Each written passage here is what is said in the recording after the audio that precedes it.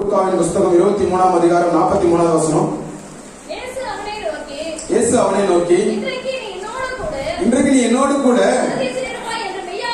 மெய்யாகவே உனக்கு சொல்லுகிறார். நான் சிலுவையில பேசுற 7வது வார்த்தையில இது 7 வார்த்தையில இது 2வது வார்த்தைன்னு சொல்றாங்க. ஆனா அவர் சொல்ற ஸ்டேட்மெண்ட் ஒருத்தரை பார்த்து சிலுவையில், அதாவது அவரோட கொலீக்ஸ், எப்படி சொல்லலாம், எப்படி சொல்லலாம், என்ன சாக போறதுல இல்லையா கொலீக்ஸ் வேணும். ஆமா, பார்ட்னர். எப்படிங்க பார்ட்னருங்களா? ஒருத்தர், 2வது, 3வது, 3 பேரும் ஒரே டைம் எல்லாம் பண்ண போறாங்க.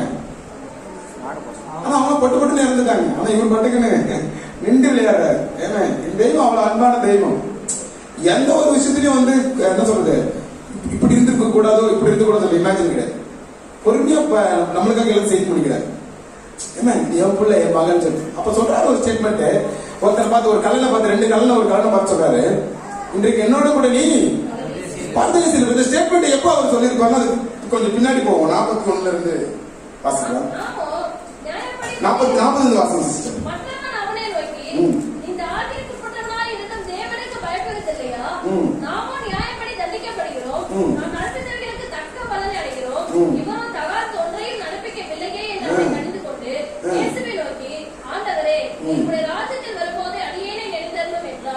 இதுல 2 கல்லன்ல ஒரு கல்லன் சொல்லியிருக்கிறான்.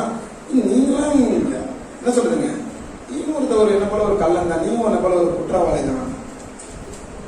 ஆனா 2வது கல்லன் தெளிவான ஒரு ஸ்டேட்மெண்ட் சொல்றாங்க. இவனால ஒரு தெளிவான ஒரு ஸ்டேட்மெண்ட் கொடுக்க முடியுதுன்னா நிச்சயமா இவன் இயேசு கிறிஸ்து பத்தி அறிஞ்சிருக்க வாய்ப்பு இருக்கு. சும்மா சொல்ல முடியாது. நீ பார்த்து கோபியை பார்த்து அவர் நல்ல ஒரு நல்ல சகோதரப்பா, நல்ல பையமா என்னால சொல்ல முடியுமா? தெரியாதவன ஒருத்தர், தெரியாத ஒரு சகோதரர் குறிச்சோ, ஒரு சகோதரியை குறிச்சோ என்னால சொல்ல முடியும்? நிச்சயமா சொல்ல முடியாது. நிச்சயமா அவர்களை பற்றி அறிந்து, அவர்களை பற்றி நான் அறிந்திருந்தா மட்டும்தான் என்னால ஒரு நல்ல கான்டாக்ட் சர்டிபிகேட் என்னால கொடுக்க முடியும். உண்மையா இல்லைங்களா? நீ சச்சின் வரா, மேஷக் இருக்கான் தம்பி, எப்பா இஸ் a குட் பாய் அப்படின்னு சொல்லும்போது என்ன நடக்கும்? அந்த மகனை பத்தி நான் என்ன பண்ணிருக்கணும், தெரியாம என்னால சொல்ல முடியாது. அப்ப 2 கல்லன்ல ஒரு கல்லன் இயேசுவை அறிந்து வைத்திருக்கிறான். அப்படித்தானே எடுத்துக்கணும். கொஞ்சம் பின்னாடி போங்க சிஸ்டர். 38 வாசம்.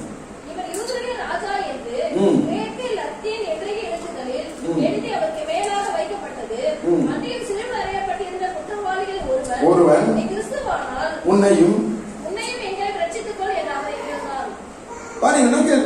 நீ கிறிஸ்துவானால் உன்னையும், இவர் பேர் கூட்டாளி கொண்ட சேர்ந்துக்கிட்ட, நீ தெய்வமானா நீ உன்னை சேவ் பண்ணிக்கோ. நீ சேவ் பண்ண போகும்போது என்னையும் என்ன பண்ண, இந்த 3 திருடன்கள் ஒரு ஜெயிலுக்குள்ள இருந்தா ஒருத்தன் ஜெயில உடச்சிட்டு போகும்போது இருக்க நானும் வரேன்னு கூட்டு போற கதை இதெல்லாம். நீ கிறிஸ்துவனால் உன்னையும் நீ சேவ் பண்ணிக்கோ, கூட சேர்ந்து எங்களையும் சேவ் பண்ணிக்கோன்னு சொல்றோம். எப்படிங்க? நீ தேவனுடைய குமாரனா என்ன யார் சொல்ற வார்த்தைய? மேலே இருந்து தாளை குதியும், நீ தேவனுடைய குமாரனா இவன் சொல்றான். நீ கிறிஸ்துவானால், ஐயா அவர் கிறிஸ்து எதுக்காக கிறிஸ்துவானார்னா உங்களுக்காகவும் எனக்காகவும் மறிப்பதற்கு. அதுக்கே அவனுக்கு தெரியல. அந்த விஷயம் தெரிஞ்சதானே இந்த வார்த்தையை விட்டுருக்க மாட்டான். அப்பதான் சொல்றான், நீ கிறிஸ்துவானால் சேவ் பண்ணிக்கன்னு சொல்றான். அவர் என்ன தன்னை சேவ் பண்ணிக்கிறதுக்கு சிலுவையில் தொங்கிட்டு இருக்காரு. ஏசாயா புத்தகத்துல போடப்பட்டிருக்குது, நான் பர்மிஷன் கொடுக்கலன்னா எவனையும் என் உயிர் எடுக்க முடியாது. எப்படிங்க? நான் பர்மிஷன் கொடுக்கலன்னா எவனையும் என் உயிர் என்ன பண்ண முடியாது.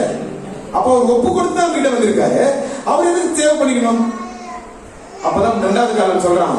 என்ன சொல்றான்னா, இன்னொருத்தன் பாக்குறான், நீ இந்த ஆக்கினைக்குட்பட்டவனா இருந்தும் தேவனுக்கு பயப்படல, உன்னமா உனக்கு தேவ பயம் வரல அப்படின்னு கேட்க. Still you don't have fear of God. உனக்குள்ள தேவ பயம் உனக்குள்ளயா இல்ல இன்னுமோ? அவதான் சொல்றான், கடவுளை குறிச்சு உனக்கு பயம் இல்லையா? சொல்ற நீ நாமோ நியாயப்படி சரியான முறையில நம்ம என்ன பண்ணிருக்கோம். அப்பனா என்ன அர்த்தம் எனக்கு தெரிஞ்சிருக்குன்னா, அவர் குற்றம் செய்யாத ஒரு நிரபராதி நீங்க தெரிஞ்சிருக்கான். ஒரு தவறும் ஒரு பாவமும் செய்யாதவர் என்று அறிந்திருக்கான். அறிந்திருக்கார் என்பதே ஒரு நல்ல உறவு தான். இப்போ ஆகாஷ் இருக்கான்னு வச்சுக்கோங்களேன், ஒரு தம்பி இருக்கான். அந்த தம்பியை பத்தி நான் மேலோட்டமா சொல்றது வேற, என்னை பார்க்கலும் அவருடைய நண்பர்கள் சொல்றது வேற. உண்மையா இல்லையா? நான் தம்பி பார்த்தீங்கன்னா ஆஹா ஓ நான் சொல்லிட்டு போயிடுவேன். அவன் நண்பருக்கு போட்டு சொல்லுவான், ஆகாஷா அப்படின்னு சொல்லுவான். உண்மையா இல்லையா? யதார்த்தமான வாழ்க்கை. உன் நண்பனை பற்றி சொல், உன்னை பற்றி சொல்கிறேன். உன்னை பற்றி சொல்லுகிறேன். உலக பழமொழி அதானே, அது உலக பழம், நம்மளதே எடுக்கிற அந்த பழமொழி. அப்போ ஒரு நல்ல உறவு இருக்கிறவனால மட்டும்தான் என்ன பண்ண முடியும், கிளியரா அக்யூரேட்டா ஸ்டேட்மெண்ட் கொடுக்க முடியும். உண்மையா இல்லைங்களா? அப்படிதான் நடக்கணும். இங்க எனக்கு விசுவாசிக்கிற கர்த்தருக்குள்ளாக நான் விசுவாசிக்கிறேன். இந்த இரண்டாவது கல்லன் இயேசு கிறிஸ்துவை பத்தி அறிந்தும் புரிந்தும் வச்சிருக்கான். சும்மா ஆண்டவரு நீ என்னோடு கூட பரதேசின்னு சொல்லிட்டு போல, நல்ல உறவு வச்சிருப்பான்னு நினைக்கிறேன். நல்லா அறிந்து வச்சிருக்கான், புரிந்து வச்சிருக்கான். அவன் சொல்றான், நாமும் நியாயப்படி தண்டிக்கப்படுகிறோம்ப்பா, ஆனா நாம் நடப்பித்தவைகளுக்கு தக்க பலனை. ஆனா இவரோ தேவையற்ற எந்த காரியமும் ஒண்ணுமே செய்யலையே, அவனை கடிந்து கொள்கிறான். அப்ப சொல்றான் இயேசுவை நோக்கி, ஆண்டவரே நீர் உம்முடைய ராஜ்யத்தில் வரும்பொழுது அதிகேனையும் எனக்கு நான் விசுவாசிக்கிற, நான் எவ்வளவு ஒரு விசுவாசத்துக்குள்ள எனக்கு தோணுது, ஆண்டவரு கீழே இருக்கிறையும் பிறக்க போற குழந்தைகளுக்காக மட்டுமே மறித்து உயிரிழந்தல, அந்த கல்லனுக்காகவும் ஆண்டவர் ரெடியா அவனுக்கு நேரம் காப்பாற்ற போற. அந்த கல்லன் தொங்கிட்டு இருக்க பாத்தீங்களா, ஒருவேளை இயேசு பின்னாடி என்னங்க, இயேசு பின்னாடி சிலுவையில் அறைந்து இந்த கல்லனை முன்னாடி அறைஞ்சிருந்தா ஒரு எனக்கு ரட்சிப்பு கிடைச்சிருக்குமானே ஒரு சந்தேகம் தான். வாய்ப்பு கிடையாது. ஏன்னா என்ன பண்ணிருக்க மாட்டான், என்ன பண்ணிருக்க மாட்டான், அறிக்கை இருக்க மாட்டான். ஆனா அவனையும் மீட்பதற்காக ஆண்டவர் ஈக்குவல் பண்றாரு. அந்த டைம் சிங்க் ஆகுது பாருங்க. ஒருத்தையும் அவன் கைவிடுறது இல்ல. எப்படிங்க, ஒருத்தரையும் விட்டு இருக்கிறது. நீயவா நீயவா நீயவா, நீனா மீன் பிடிக்கிறியா, நீனா கார்பெண்டர் ஒர்க் பண்றியா, நீவா நீங்க பண்ற ஒண்ணு இல்லையா, நீங்க வா. எல்லாரையும் அவருடைய அன்புக்குள்ள கூட்டி சேர்க்கிறார் பாருங்க. நான் விசுவாசிக்கிறேன், அந்த சிலுவையில் அவனுக்கு ரட்சிப்பு ஆயத்தப்பட்டதுக்காகவே தேவன் அந்த நேரத்தை கரெக்டா நிறைவேற்ற சொல்லியிருக்காரு. மனுஷன் நினைச்சுக்கலாம் அவருக்கு இந்த நேரத்தில் சிலுவையில் இல்ல, கர்த்தர் அந்த நேரத்தை நியமிச்சார். எதுக்குன்னா அந்த கல்லனை விட்டு இருக்க கூடாது. எத்தனை பேர் ஆமென் சொல்றீங்க? ஒருவேளை இயேசு கிறிஸ்து முன்னாடி சிலுவையில் அரைஞ்சிட்டு கல்லனை பின்னாடி அரைஞ்சிட்டு என்ன நடந்திருக்கும், என்ன நடந்திருக்கும், இவன் மன்னிப்பு கேட்க தான் நேரம் இல்லாம இருந்திருக்கும். அப்போ வேதம் சொல்லுது, தாயின் கருவில உருவாகும்னு தெரிந்து விடுறேன், இந்த கல்லன் உருவாகும்னு தெரிஞ்சிச்சிருப்பாரு ஆண்டவர். அப்பயும் இன்னொரு கல்லனுக்கு வாய்ப்பு கொடுத்தாரு. அந்த கல்லன் என்ன பண்ணிட்டாங்க, மிஸ் பண்ணிட்டோம். இன்னொரு கல்லன் என்ன பண்ணலாங்க, மிஸ் பண்ணலாம். அப்பதான் ரெக்வெஸ்ட் பண்றான். ஃபர்ஸ்ட் சொல்றான், சப்போர்ட் பண்றான். என்ன சப்போர்ட் பண்றான், ஏய் நீ நானும் தப்பு செய்தோம், அதனால தண்டனை அனுபவிக்கிறேன். இவர் ஒண்ணுமே சரி சப்போர்ட் பண்றேன். என்ன சொல்றான், இயேசுவே ஆண்டவரே நீர் உங்களுடைய ராஜ்யத்துல வரும்போது இந்த அழிவில் கொஞ்சம் நினைச்சு.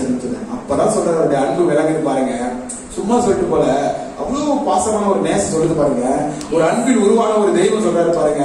அவள் தன் மக்களை எவ்வளவு நேசிக்கிறது விளங்குது. சிறுவையில ஒருத்தர் பாடுபட்டு இருக்காரு, இதுவே நீங்களும் நடந்து சொல்லுவாங்க, ஆட போட பைத்திருக்காரு, நானே கஷ்டப்பட்டு இருக்கேன், என் கிட்ட வந்து என்ன பண்ண அன்பை காட்டு இதை காட்டுன்னு சொல்லிட்டு இருக்கேன்னு சொல்லுவேன். சொல்லுவோம் சொல்ல மாட்டேன். கோபியா நாமளே கஷ்டப்படும் போது என்ன சொல்லுவாங்க, சாம என்ன சொல்லுவாங்க, போட நானே எழுதுறதுக்கு பேனா இல்ல, பேனா என்ன விட்டு விட்டு எடுத்து நீ வந்து எங்கிட்ட இன்னொரு பேனா கேட்கிறேன், கேட்பா கேட்க மாட்டோமா? ஆனா ஏசப்பா என்ன சொல்றாரு பாருங்க, நோக்கி இன்றைக்கு நீ என்னுடனே கூட பரதேசில் இருப்பாய், என்னோடு கூட நீயும் பரதேசில் இருப்பாய். Surely I am telling you அப்படி சொல்றாரு. அதாவது பத்திர பேப்பர் முத்திரை கொடுத்து சொல்றாரு, ஷூர்லி உண்மையாகவே மெய்யாகவே நான் உனக்கு சொல்றேன், என்னோட கூட நீ இருப்பேன். அவ்வளவு கஷ்டம்.